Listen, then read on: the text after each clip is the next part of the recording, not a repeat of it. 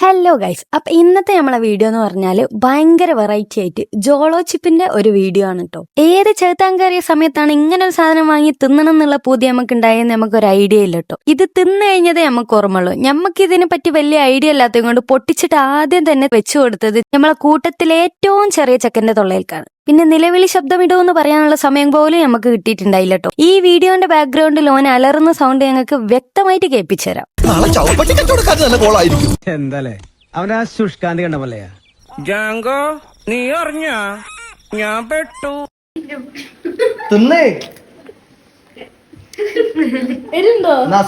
സുശീല, എല്ലാരും വിളിച്ചു.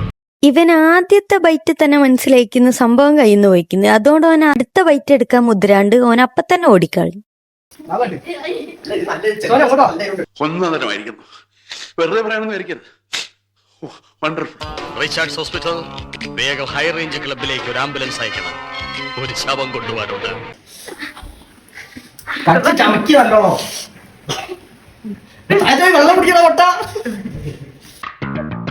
എവിടെയോ എന്തോ ഒരു തകരാറ് പോലെ.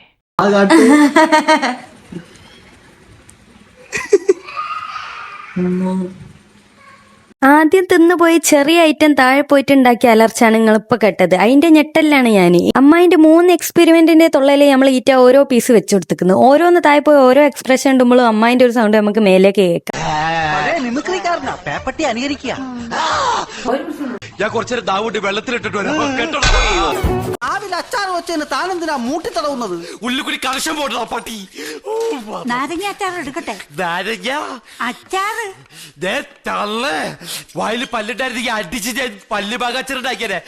ഈ സാധനം തിന്നേം കൊണ്ട് തന്നെ കുറെ നേരത്തേക്ക് എല്ലാത്തിന്റെ തൊള്ള അടിഞ്ഞെടുക്കുന്നതും കൊണ്ട് പൊരയിൽ നല്ല സൗകര്യം ഉണ്ടായിരുന്നു.